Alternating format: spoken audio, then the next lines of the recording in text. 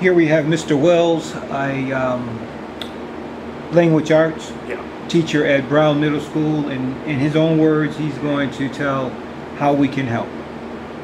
Mr. Wells, during college, prior to the start of your tenure, your actual teaching, has your perspective on the educational system as a whole, has it differed? I think it has. It's tough, I don't know, for me to remember back to what I actually thought of it, I guess, before I was teaching in it.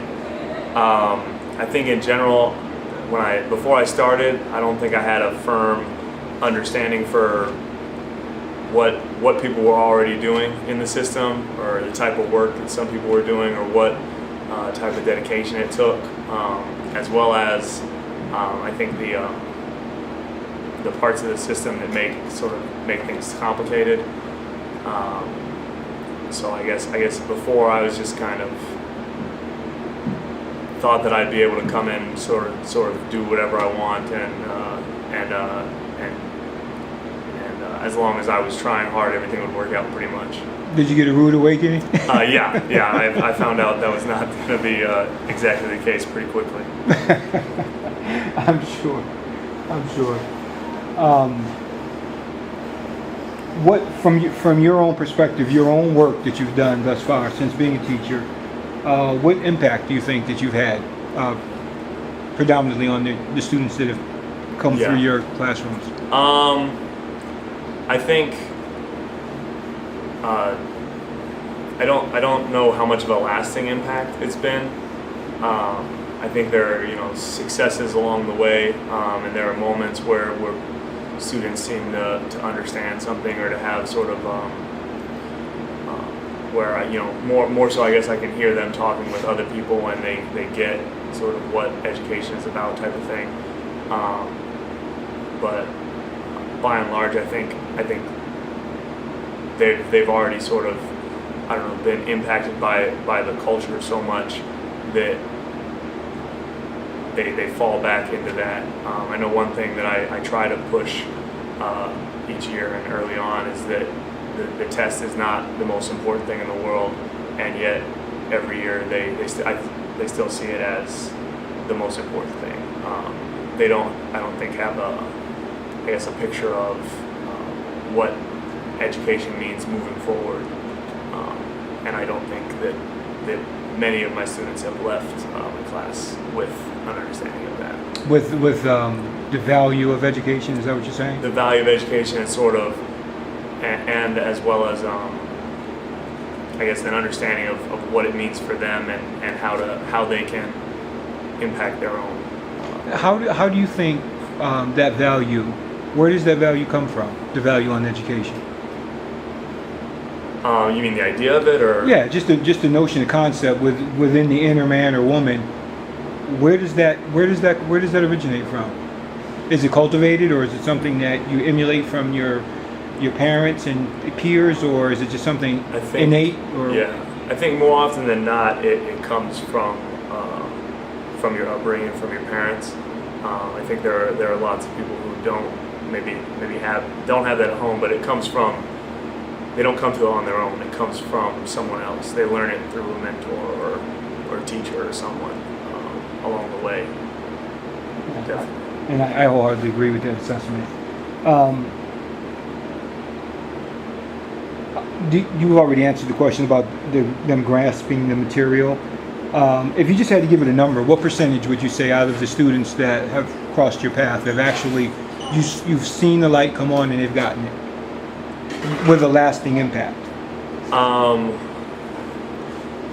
I think honestly there's probably about a quarter of them that I think when they leave, I feel like they're gonna be okay where they are, and the rest of them I feel like they still need to be reached, I guess. Now, do you feel like there's hope for those that have not been reached at this point? Moving forward, I definitely think there's always hope. I mean, in the 7th grade, I probably didn't get it at that point. So, sure.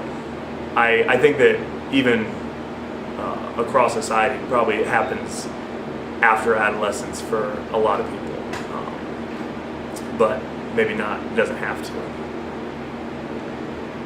Now, this is a little tougher question. These next two, actually. What's the greatest impediment to student learning, do you think? You've kind of answered that, but more specifically, do you think it's the socio-economical factor that really drives whether you get it or not, or whether that value is placed on education? I mean, I think that's probably the largest factor, just because of the experience factor. Like how many people do they encounter? How many of their parents have they had a sort of a lasting tenure in education? How many of them have graduated from high school or gone to college or graduated from college or have sort of career jobs?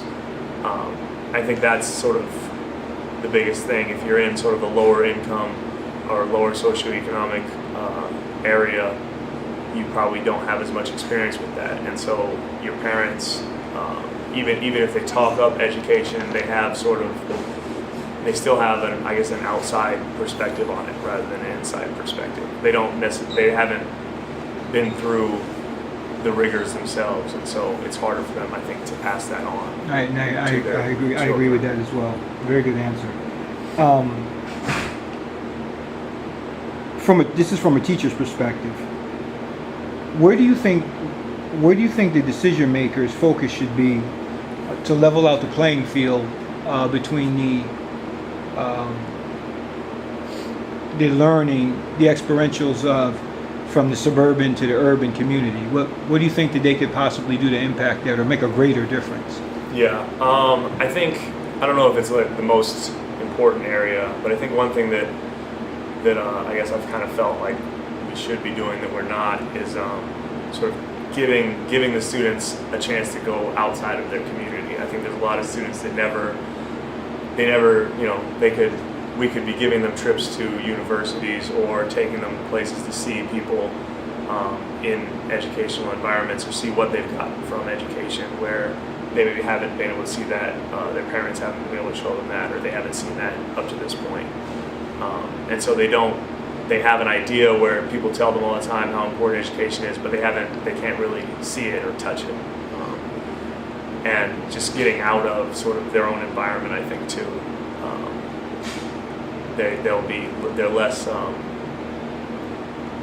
they don't blow it off as much. Maybe open up their horizons about life. Yeah. And see that there is something else out there other than other options. Yeah. Yeah, I wholeheartedly agree with that. I'm agreeing with everything you said. You're batting 1,000. And you've already answered this question, but I'm just going to ask you again. It's just, I guess, a basic yes or no. How much impact do you think, if we had to give it a percentage of the socio-economical factor, how much impact percentage-wise does that really have? Because I believe that you can take two twins that are born by the same parent, and you take one and you place them in the inner city of New York, Chicago, LA, where have you. You take the other one and you take him to Beverly Hills or wherever, Westchester County, New York, and they're going to have two different experiences, and they both come from the same parent. So I believe it has a lot to do with environment. Do you agree with that assessment? Yeah, I think I'm very much, especially after being in the system, I can see even the students who are successful in the inner city environment, they still have, like, you can see when you meet their parents or when you talk to them about their experiences, they're still getting something that the other students aren't. And so I think it's very much, it's almost, I think a sad realization that we have sort of this perception in America that anyone can make it if they just work hard enough. But then if we really sit down and look at the issues, I think the situation what you're given to work with is still, I think, the greatest determining factor in how successful you're going to be. Yeah, and I wholeheartedly agree with that. Well, that concludes that. I just want to thank you for your time. Thank you. I've been running you down, and hopefully we'll see you next year. Okay, definitely.